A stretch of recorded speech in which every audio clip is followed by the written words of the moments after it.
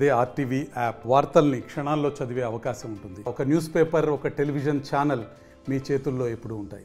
ఒక రాజకీయ పార్టీకి ఉండవలసినటువంటి విలువలు ఏ రకంగా ఉండాలనో ఆ విలువలు చూపించినటువంటి వ్యక్తి జగన్మోహన్ రెడ్డి గారు.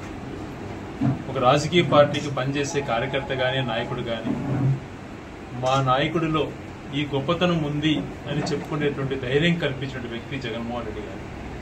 ఈ మాట ఎందుకు చెప్తున్నాను అంటే, చంద్రబాబు నాయుడు కొడుకు వయసు ఉన్నటువంటి జగన్మోహన్ రెడ్డి గారు ఎన్ని ఇబ్బందులు పెట్టినా కూడా, ఎన్ని రకాల వేధించినా కూడా నా పొత్తు ప్రజలతో ఉంటుంది కానీ నా జీవితం కోసమో మీ బెదిరింపుల కోసమో రాజీ పడను అని చెప్పి నిరూపణ చేసుకొని సొంతంగా పార్టీ పెట్టి ఈ రోజుకి కేంద్రంలో ఎంతో మంది ఎన్ని ఒత్తిళ్లు చేసినా, ఎంత బెదిరింపులు చేసినా కూడా ఏ మాత్రమూ లెక్క చేయకుండా నా పొత్తు ప్రజలతోనే ఉంటుంది అన్నటువంటి మాటలతో ముందుకు వస్తున్నాడు.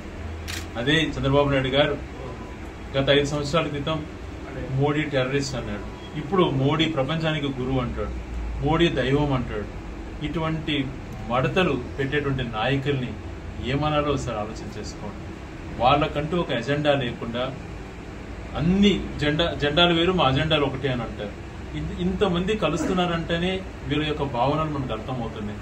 జగన్మోహన్ రెడ్డి గారిని ఎదుర్కోలేక, జగన్మోహన్ రెడ్డి గారికి ఉన్నటువంటి ప్రజాదరణ చూసి తట్టుకోలేక భయపడుతున్నారంటే స్పష్టంగా కనపడుతాం. గతంలో ఎన్టీ రామారావు గారేమో ఆంధ్రుల ఆత్మగౌరవం, తెలుగువారి ఆత్మగౌరవం కోసం పార్టీ పెట్టానని చెప్పారు. మరి వీళ్ళేమో ఢిల్లీలో పోయి అమిత్ షా గేటు కాడ 2 రోజులు తలుపు తెరకపోయినా కూడా 2 రోజులు అక్కడ ఉండి ఢిల్లీలో తెలుగువారి ఆత్మగౌరవాన్ని, ఆంధ్రుల ఆత్మగౌరవాన్ని తాకట్టు పెట్టారు. ఇటువంటి వాళ్ళు ఏ రాజకీయ పార్టీ అన్నారు?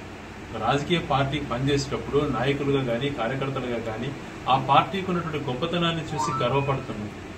అలాంటి గొప్పతనం జగన్మోహన్ రెడ్డి గారిలో ఉంది. అదే రకంగా మేనిఫెస్టోలో ఏదైతే చెప్తాడో, నా మేనిఫెస్టోనే నా భగవద్గీత, నా మేనిఫెస్టోనే నా బైబుల్, మేనిఫెస్టోనే నా ఖురాన్ అని చెప్పినట్టు వ్యక్తి ఆ మేనిఫెస్టోని ఇంటికి పంపించి నేను అమలు చేశానా లేదా చూడండి అని చెప్పి ఇంటికి పంపించే ధైర్యం ఉన్నటువంటి నాయకుడు ఈ దేశంలో ఒక జగన్మోహన్ రెడ్డి గారు. 99.9% హామీలు అమలు చేశారు. మరి మీరు 2014లో మీరు ఇచ్చినటువంటి మేనిఫెస్టోని విజయం సాధించారు కదా. మీరు 2014 ఏ మేనిఫెస్టో ఇచ్చారో తీసుకొని అది ఎన్ని అమలు చేస్తారు ఈరోజు ప్రజల దగ్గరికి రండి. మేము 2019 అధికారులకి మేము ఇచ్చినటువంటి మేనిఫెస్టో తీసుకొని మేము ప్రజల దగ్గరికి వస్తాం, ఎవరంటూ ప్రజలకు చెప్తాం. ఆ ధైర్యం లేకుండా పవన్ కళ్యాణ్ కాళ్ళు పట్టుకోవడం, మరొక పక్క మోడీ కాళ్ళు పట్టుకోవడం, మన వెనక నుంచి షర్మిలా కావాలనడం, ఇలా ఎంతమందిని పెట్టుకొని ఒక మనిషిని ఎదుర్కోవడానికి నువ్వు భయపడుతున్నావు అంటేనే ఈ యొక్క రాజకీయ చరిత్ర ఏందో, నీకెంత ప్రజాదరణ ఉందో అర్థమవుతుంది. ఏ రాజకీయ పార్టీ నాయకుడైనా కూడా ఫలాన్ని మంచి చేశాను, నా హయాంలో ఇది చేశాను కాబట్టి దాన్ని చూసి ఓటేయండి అనేటువంటి ధైర్యం ఉండాలి. రాజశేఖర రెడ్డి గారు అంటే ఆరోగ్యశ్రీ గుర్తుకొస్తుంది, రాజశేఖర రెడ్డి గారు అంటే ఉచిత విద్యుత్ గుర్తుకొస్తుంది, రాజశేఖర రెడ్డి గారు అంటే ఫీజు రియంబర్స్మెంట్ గుర్తుకొస్తుంది, జగన్మోహన్ రెడ్డి గారు అంటే ఆసరా గుర్తుకొస్తుంది, జగన్మోహన్ రెడ్డి గారు అంటే సచివాలయ వ్యవస్థ గుర్తుకొస్తుంది, జగన్మోహన్ రెడ్డి గారు అంటే వాలంటీర్ వ్యవస్థ గుర్తుకొస్తుంది. ఇలాంటి ఎన్నో నేను చెప్పుకుంటూ పోతుంది. మరి చంద్రబాబు నాయుడు గారు 15 సంవత్సరాలు ఉన్నారు కదా, నీ పేరు చెప్తే ఏది గుర్తుకొస్తుందా? ఒక పేరు కూడా నీ పేరుతో నీ శాశ్వతంగా నీ పేరు చెప్తే గుర్తొచ్చేటువంటిది ఏదీ లేదు అని అంటే అక్కడ అర్థమవుతాం. ఈరోజు అన్ని స్థానాలలో 175 అని చెప్పి 175 స్థానాలకు అభ్యర్థి నిలబెట్టించి ముందుకు పోతున్న పార్టీ మా వైఎస్ఆర్ కాంగ్రెస్ పార్టీ. మీరు 130 చేస్తున్నారు, 140 చేస్తున్నారు, తన్నుకున్నారు. మాకు అన్ని సీట్లు, మీకు ఇన్ని సీట్లు అండి. ఒక ఆయన పెద్ద ఆయన పవన్ కళ్యాణ్ అంతు చూస్తా జగన్మోహన్ రెడ్డి గారు అంటాడు. కనీసం 10% సీట్లకు పోటీ చేయలేదు.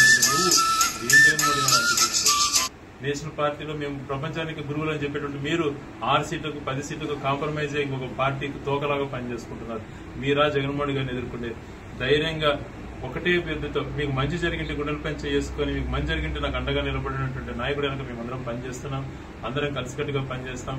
గౌరవ మా పెద్ద ఆయన జగన్మోహన్ రెడ్డి గారు, అలాగే గౌరవ పెద్దిరెడ్డి రామచంద్ర రెడ్డి గారు కానీ ఒక అభ్యర్థిని కర్నూలు మన కదిర్లో మక్బుల్ గారిని వైఎస్ఆర్సీపీ క్యాండిడేట్ గా ప్రకటించడం జరిగింది. అందరూ ఒకటై, అందరం ఒకటై పార్టీ కోసం ఎటువంటి ఇది భేదాలు పెట్టుకోకుండా మక్బుల్ విజయం కోసం అందరూ కలిసికట్టుగా కృషి చేస్తామని చెప్పి కదిలో అందరూ చెప్తుండడం చాలా సంతోషదాయకం.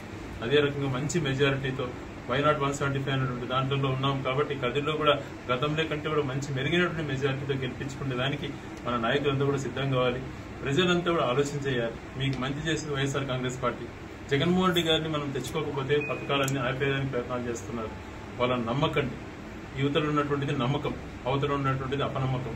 ధర్మం మా వైపు ఉంది, అధర్మం వాళ్ళ వైపు ఉంది. అందుకనే కౌరవుల్లాగా అందరూ చుట్టుముట్టి వస్తున్నారు. మేము ఒకటే పాండవులాగా మేము ధర్మయుద్ధం చేస్తున్నాం. ఈ ధర్మయుద్ధంలో ఖచ్చితంగా వైఎస్ఆర్ కాంగ్రెస్ పార్టీ విజయం సాధిస్తుందని చెప్పి తెలియజేస్తాం.